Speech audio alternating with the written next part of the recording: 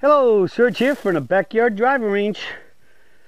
Alright, today we have two questions that came in from Steve Rosenberg, and they're really good ones, so let's start off here.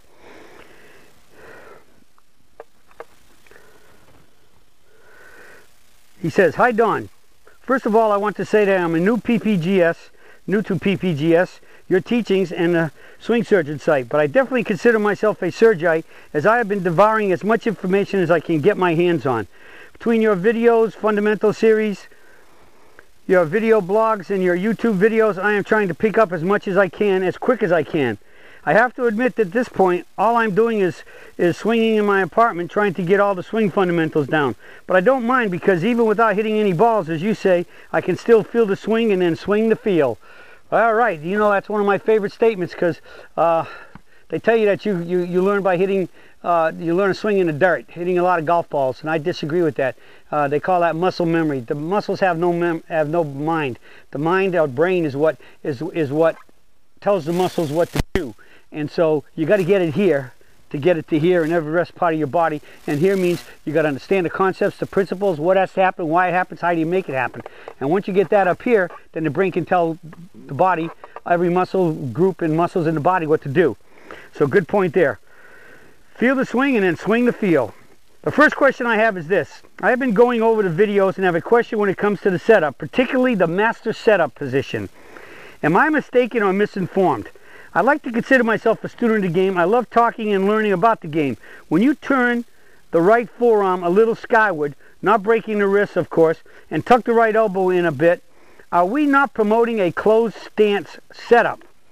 Like I said, I'm new, and so maybe I'm totally off base, but I do notice that the left shoulder almost is forced to close to the target line. Or is that being a little closed, is that all right? Please help me with this." His second question goes on to say, second point is more of a question or observation. Steve Strickler has not been playing in as many tournaments as he used to, but I have noticed that it seems like Steve doesn't break his left wrist, hinge, lag, or whatever. If he does, it surely is not much. So here is another testament to PPGS, and Strickler is one of the best in the world. Am I correct that he has little, if any, hinging of the wrists? Correctamundo on that.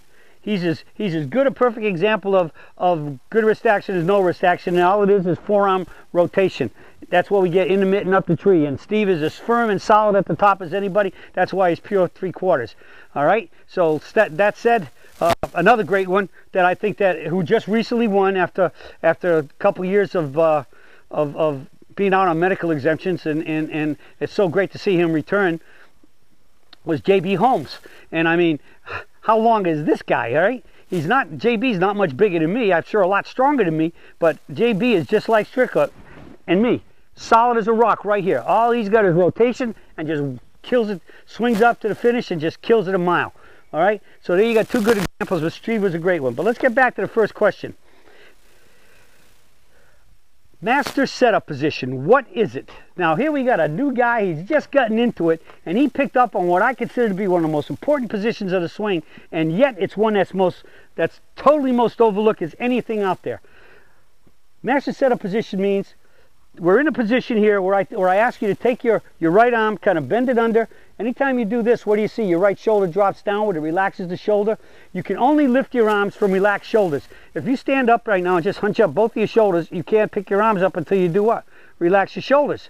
All right? If you start with your right arm on top, your shoulder is going to be automatically, if your right arm, I see most golfers today, the feet are one way and the shoulders are the other way. So again, standing here this way, if I put a alignment arrow on the ground for my toes, the feet might be on this line and the shoulders are open, so you see the back arm's higher than the forward arm. When you get in the master setup position, you should not be able to see the forward arm from this position, and if you're this way, from the down the line position in your master setup position, you should be able to see a little bit of the forward arm. But if you're like this, you'd almost never see it, if anything, the bottom of it.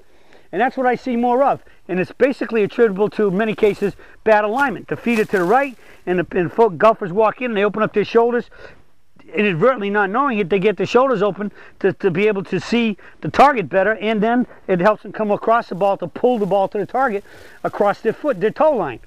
All right? The master setup position helps this, but especially for a new Surgite, Steve has really made a profound discovery here. When you roll your right arm under a little bit and relax it, that drops the right shoulder so we can have a chance to lift it. Again, even if I'm like this, you take your right arm back. When you get to this point, your right arm's on top of your left. You cannot lift the club up until you do what? You have to relax that arm. You got to break it, and then what does that do? The later on in the swing you are, the more momentum there is, the more it flips. So the setup position is so to speak. Once I get in here and I just drop and I take my grip and I put my arm in my right arm down into the master setup position, which has a little bit of breakage in it. But when you do that, you cannot let your grip roll under. You have to keep your hands on top in the palms perpendicular position to the ground. Once you do that, it drops the shoulder, and you can see the hand is down. This allows you to turn together, and now both arms, if you could stand here and see this, right? They're basically pretty much level if I laid a club across them, all right? They're not going to be like this, where if I laid a club on them, the club would be down like that with the right arm higher. So that allows us to turn, and because they're level together, they're what? They're perpendicular to ground here. They're perpendicular to ground here. If the right arm's like this, the right hand could already be palm down a little bit, but here it's going to be even worse. All right, so get the right arm soft in here, and then I lift straight up. Okay, but here is the big key, and I'm going to stay in this position. Steve hit the nail right on the head. If you overdo the position and do this, it can now take you from crisscross open if you're a right-hander, or left-handed to open, but for a righty it'd be open to the left, where the toes are one way and the shoulders are crossing it, to cross the other way, which would now be, for a right-hander, would be out to the right. So you have to be careful. You overdo it and you let it change, and you tuck it enough, and what does it do? It takes the club past being at the hip socket out there. So you have to, when you do this, you got to softly take their elbow under, but you can't put it down or force it forward or anything that's going to get the hands and the arms changing where the hands are getting too far forward, and it's going to therefore shut the shoulders. You must still maintain square shoulders over toes. Toes, knees, hips, shoulders, and eyes are all parallel left of your aiming line. All right, so right now I'm kind of set up if my club was reaching there, the aiming line would be the edge of the carpet of the mat. All right, so you can't let over forcing that right elbow softly down and under to turn the shoulders shut. Okay, but on the other side of the coin, PPGS is the great corrector for having the shoulders open, which is obvious with the back trailing arm, right arm for righty, left for lefty, being higher than the front arm.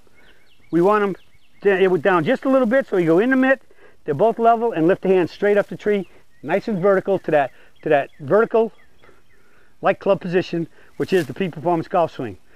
Okay, hopefully that explains it. Two phenomenal questions, especially and observations by a new Surgite. So he's really looking at everything, keeping his eyes open as well as his mind. This is great. Master setup position. Don't play golf without it. That's it for the search for today, and I'll be speaking with you all again soon.